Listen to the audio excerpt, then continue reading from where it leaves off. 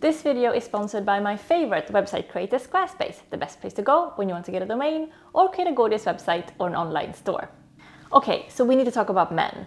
Specifically, how men interact with women in an excruciatingly binary way. And I don't mean like the percentage of men who are openly toxic and misogynist. I'm talking about the misogyny that sort of routinely slips through the cracks without the man even being aware of it. And to be fair, often without the woman noticing it either. Because as an influencer with 600,000 followers, I obviously get like a much bigger reaction to my content and my opinions and my aesthetic than a person who is not, a public person does. And one interesting aspect of having so many people giving me their reaction on me is that I get to see trends and patterns, almost sort of like a focus study or like a small scale survey with feedback on me from just a whole lot of people.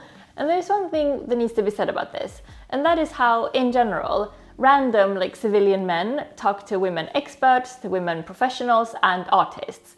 To keep within my own experience, in this video I'm only discussing how people identifying as he, him talk to people identifying as she, her. If we would bring in other genders here, I'm sure all sorts of interesting observations would be made though, but that's another video. So then, what exactly is the trend and pattern that I've noticed being a female influencer for quite a few years now? If we put all the sexualization and hate and threats and more outright misogyny to the side and look at the comments I get from men who are not hateful and who are not blatantly sexist, there's a fascinating, albeit really rather exhausting phenomenon, the condescending comments. Random men who, as far as I can tell, are not professional content creators, will tell me again and again how I should take care of my YouTube channel and how I could make much better videos if I only X, Y, and Z. Men who are not novelists or seem to be very big readers at all will often tell me which book is a much better book than the one I recommended, or how my taste is actually not half bad. Men will tell me that I have to read My Year of Rest and Relaxation as if this is not a book that every single bookish girly has read 2 or 3 times. If I talk about how I want to stay child-free and never have children, men will tell me that my body is made for having children and I am hormonally set up for pregnancy and will actually love the experience, and that going into labor is really not that traumatic for females, and how if I never have kids I will never be a true happy woman. Oh, and don't get me started if I talk about anything even remotely technical. If I mention photography, I will have 100 service-minded men symbolically lining up to adjust my golf hip swings, If I make an Instagram reel recommending books, there will be 95% women commenting, which could be anything from, thanks for the tip, or you have such great taste, to the slightly more bold, if you like this book, I think you might enjoy this other book. So I'm talking in general here because obviously I can get rude comments from women too, but in general, I think women are taught to be more appreciative of other people's knowledge and personal preference, and a bit more careful with pushing their own opinion as fact instead of just that, an opinion. So my experience of being, constantly online and constantly posting is that when I see that I have a new comment or DM from a man, I have to admit I often make a little tired sigh in preparation for whatever unsolicited and unqualified good advice and strong opinions that I will receive next. Even though the percentage of male comments and messages I get is quite small, the sheer mass of reactions I get does mean that I see this pattern so clearly, and that yes, it makes me kind of exhausted. So this is why I'm thinking that if you don't get this mass of reactions online every day like I do, it will surely be easy to miss this trend among male to female interactions, simply because at first glance it can be seen as well-meaning, and I do believe in most cases it is well-meaning. Subconsciously, many men actually do feel that regardless of qualifications, experience, education, or credentials, they will always have something to teach women. So the 10% of you watching right now who identify as men, first of all, I'm not hating on you if you've ever given me or another woman a comment like this. It's not an intentional, hurtful thing. Also, you 10% males, I know so many of you are really quite gender aware, and I'm preaching to the choir here. It's just it's a shockingly large percent of the comments and DMs I get from men who are in this condescending tone.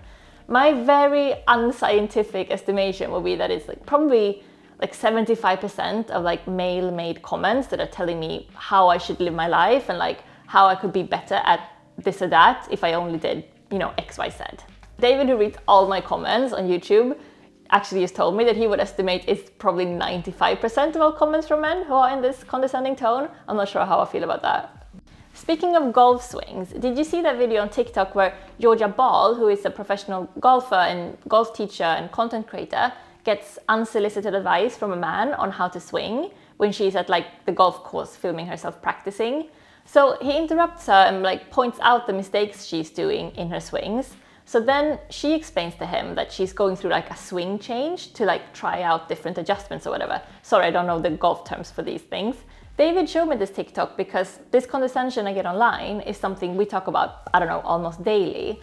But instead of feeling sisterhood camaraderie with the golfer, I just felt sad and fed up, because what this TikTok shows so goddamn clearly is that even when we women are impressive as hell, even when we are utmost experts or the most innovative artists, the patriarchy will find a way to give a man the credit.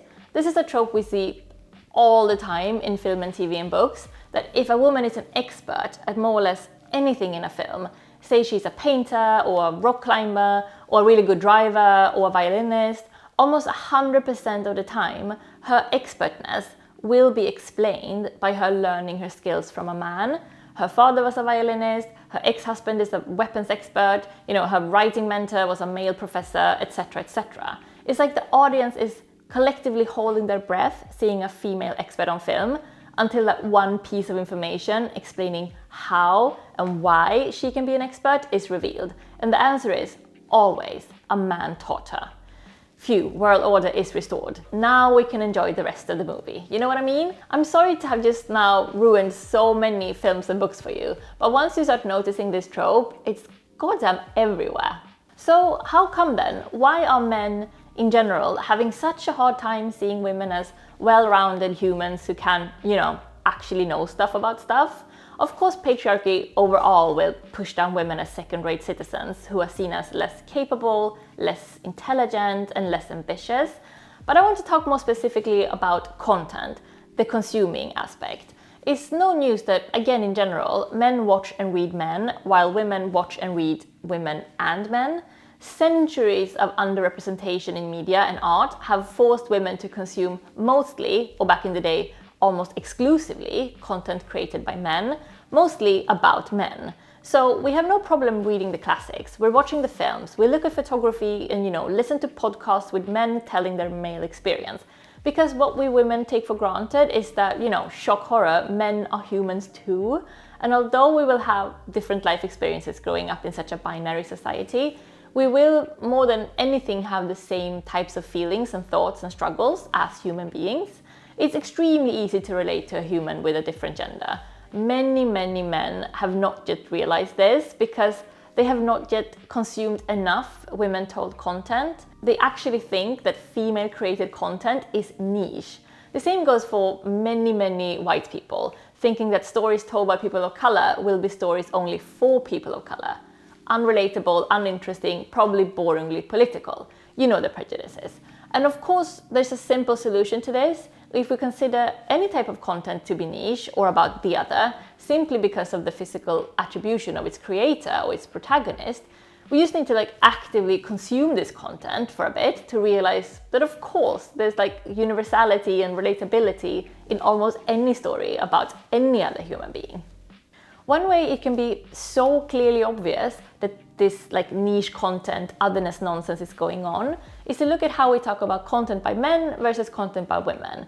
We have chick flicks, chick lit, feel-good romance, and these type of phrasings for female-centered films and books, especially films and books about relationships, where the male-centered relationship books are phrased as, oh, it's an exploration of the human condition, or it's a novel of a generation, or it's a Bildungsroman. It's the same stories. My novel, for example, is sometimes called a romance simply because it has a love story, although it doesn't really fit into the genre in any other way. I mean, honestly, have you ever heard anyone call The Great Gatsby a romance? Well, neither have I. And I mean, it goes without saying that there isn't anything wrong with the feel-good romance genre, etc. It's of course a wonderful genre, even if it isn't the genre that I read or write in. Really, I shouldn't have to clarify this, but here I am clarifying. This attitude towards women as being less interesting and less capable and less intelligent ruins so much, of course, from like work opportunity to school grades to pay gaps, and also when it comes to recognition, like in the workplace or in public spaces, like industry awards. I mean, how many female directors have ever been nominated for an Oscar or BAFTA or Golden Globe? I looked it up, and for Oscars, it's actually a paltry 8 women, 2% of all nominations throughout the last 95 years. Embarrassing, no?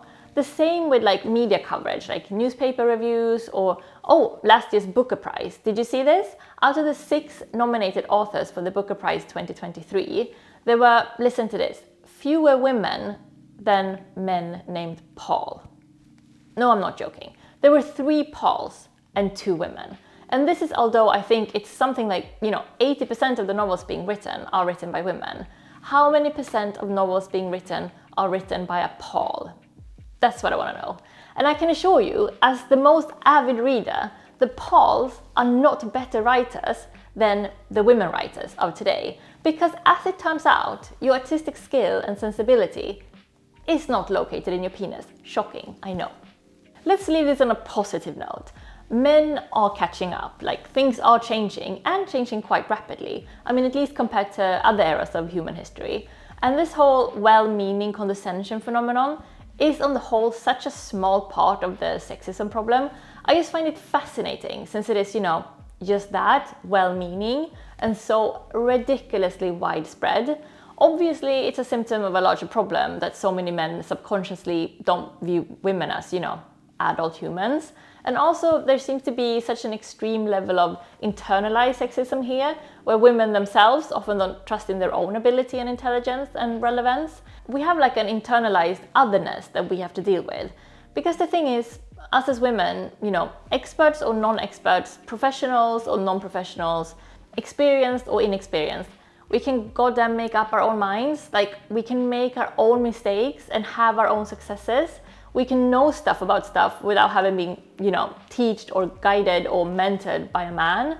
What the hell? We should be able to make our own impressively good or embarrassingly bad golf swings without the risk of having a random man, unasked for, slide up behind us and adjust our hips.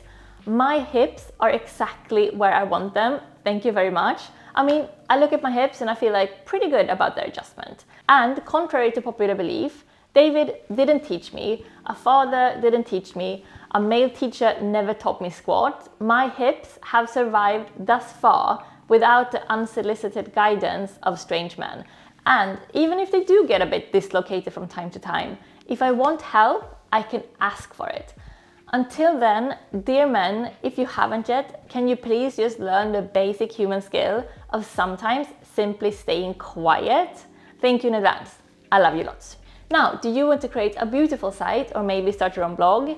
If so, you should definitely do it with Squarespace. Listen to this, with Fluid Engine, a next generation website design system, it's never been easier for you to unleash your creativity. So, you start with an incredible template and customize everything by simply dragging and dropping. It seriously couldn't be easier.